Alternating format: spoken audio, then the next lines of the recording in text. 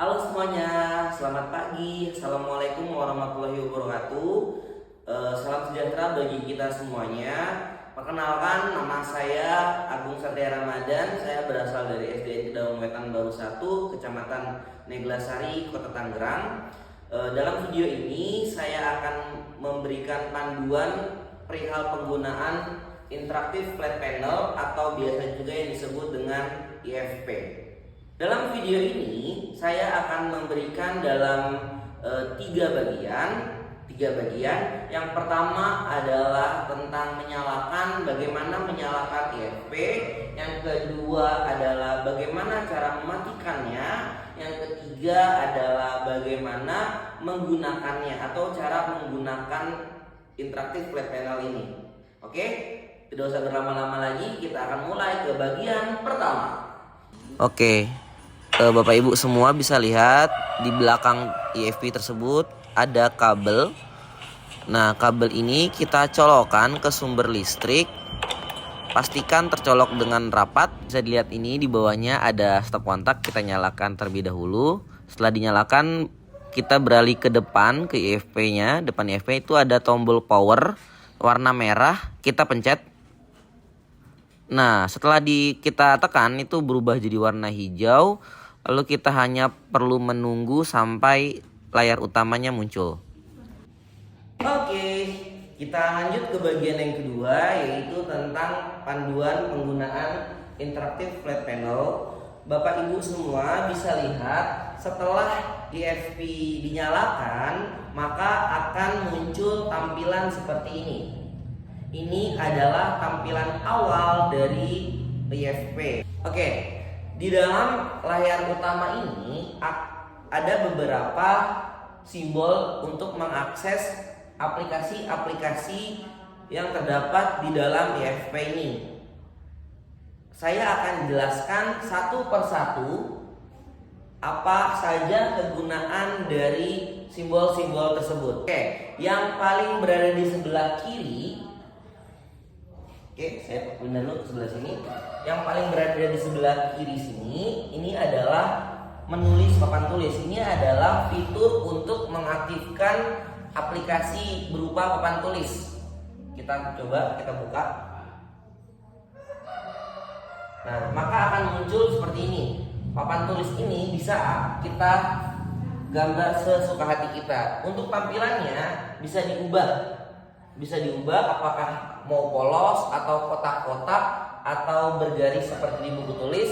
Itu semua bisa diubah di menu di sini. Menu ini kita klik, lalu kita pilih yang latar belakang.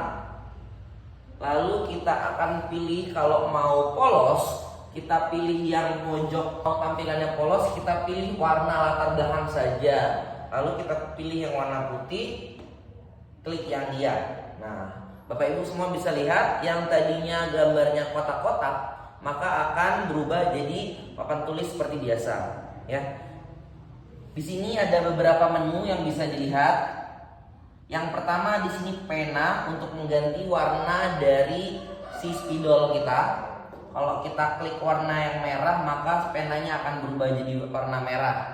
Oke. Yang selanjutnya di sini adalah menu penghapus. Sini ada 3 jenis penghapus yang bisa kita pakai. Yang pertama itu yang penghapus biasa yang hapusnya seperti ini. Nah, yang kedua adalah penghapus yang kita akan memilih areanya. Ya, contoh seperti ini. Kalau kita mau menghapus yang ini, nah langsung terhapus. Jadi kita bisa, ketiga adalah kita bisa menghapus semuanya secara langsung dengan cara menggeser penghapus yang ini. Nah, oke. Lalu sebelahnya di sini ada menu undo atau kembali. Yang di sini ada menu redo untuk maju. Nah, di sini ada menu milih. Kita bisa memilih gambar yang kita mau, lalu kita bisa menggeser-gesernya. Nah, misalkan kita akan buat bulatan seperti ini, kita ingin menggesernya. Kita tinggal pilih di sini, lalu kita akan geser-gesernya. Nah, ini juga bisa kita copy dengan cara mengklik di sebelah kanan sini. Nah, maka gambarnya akan jadi 2. Oke, itu dari menu pilih. Lalu yang terakhir di sini ada multi point. Multi point ini fungsinya untuk si layar papan tulis ini mendetek beberapa sentuhan secara langsung. Contoh, papan tulis ini akan mendetek dua tangan sekaligus atau 10 jari sekaligus, dia akan terbaca. Tapi kalau kita pencet multi point yang tadi, ini akan berubah jadi titik tunggal. Ini dia nggak akan kedetek dua jari.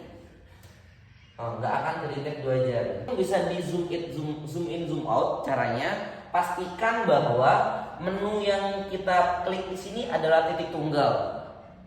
Kalau menunya multi point, nanti kita ketika mencubit layar ini atau mau zoom in atau zoom out, maka nanti akan terbaca sebagai tulisan, ya.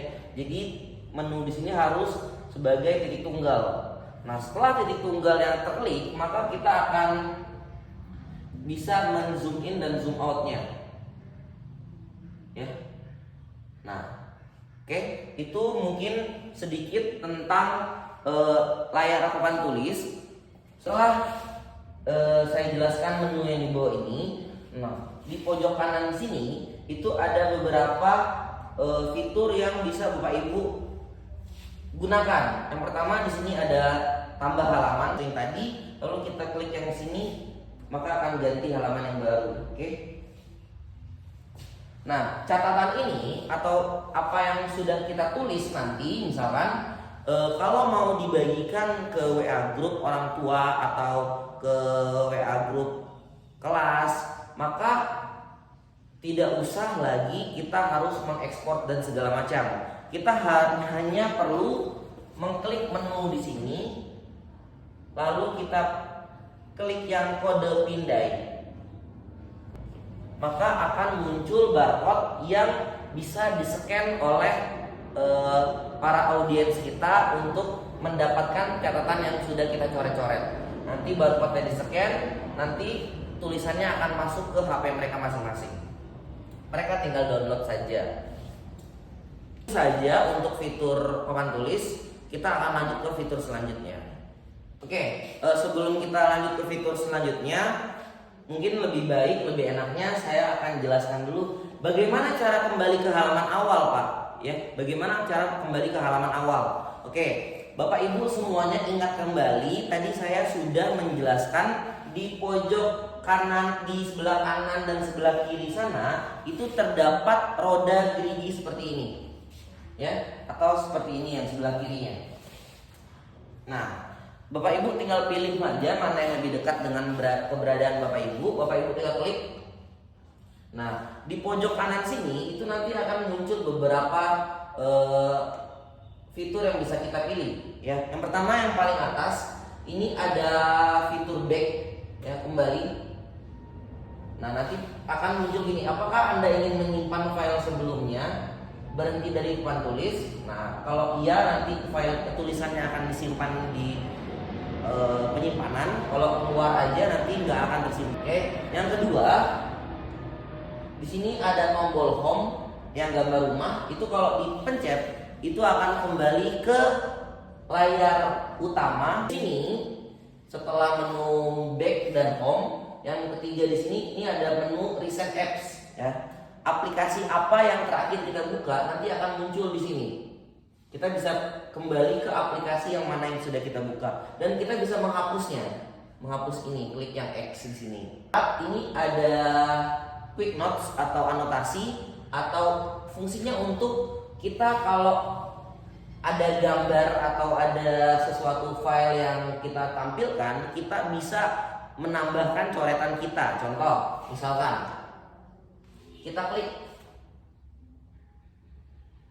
Nah, maka akan muncul tambahan seperti ini dan keluar tulisan mode anotasi. Ini artinya kita dapat mencoret-coret layar TV ini yang aktif gambar apa, maka itu yang akan bisa kita coret-coret. Nah, seperti ini ya Pak Bu, ya. Jadi misalkan anak-anak hari ini jam 08.34, artinya berapa menitnya, berapa ini menitnya gitu ya. Jadi bisa kita coret-coret layarnya. Nah, setelah kita anotasikan, kita mau berhenti, kita hanya tinggal klik tombol X ini. Kalau ingin simpan, kita klik simpan. Kalau nggak usah disimpan, berarti kita klik yang berhenti saja. Nah, setelah itu layarnya nggak akan bisa kita coret-coret lagi kalau fitur anotasinya sudah keluar. Ya, itu fitur yang keempat. Nah, yang ketiga ini ada search input. Input ini adalah jadi ini ada dua OS ya Pak Bu. Ada Android dan ada Windows di belakangnya. Jadi kalau kita dan IFP ini bisa kita konekkan ke laptop, atau ke perangkat lainnya dengan beberapa cara. Yang pertama, kita klik di sini inputnya. Di sini ada menggunakan kabel AV, DV gitu dan segala macam.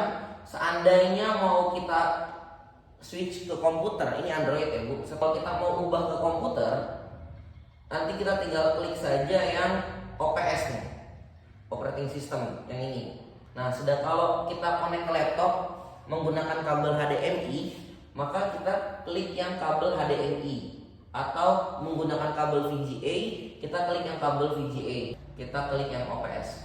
Nah, setelah kita klik yang tulisan OPS-nya, OPS, maka layar akan berubah tampilannya seperti hitam gini. Tapi nggak usah khawatir, karena ini CPU-nya sedang proses menyala. Butuh beberapa waktu agar operasi sistem yang dari Android ya akan berubah ke Windows. Dia nanti akan bunyi tit gitu ya. Artinya si CPU-nya sedang bekerja. Kita hanya tinggal menunggunya saja.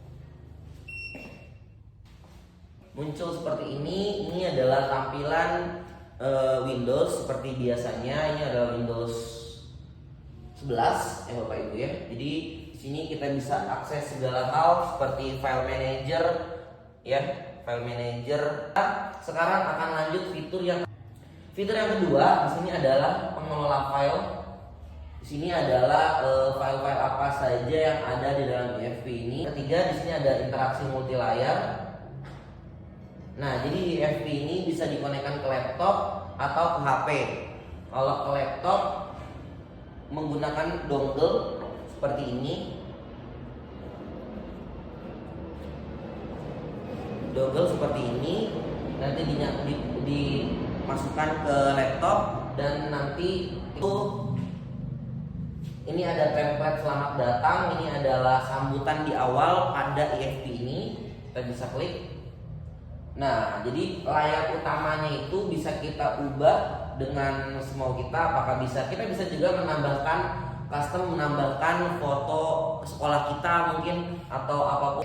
Menu yang kelima, di sini ada aplikasi lainnya. Di menu ini akan terdapat aplikasi yang akan sering digunakan, yaitu misalkan Chrome.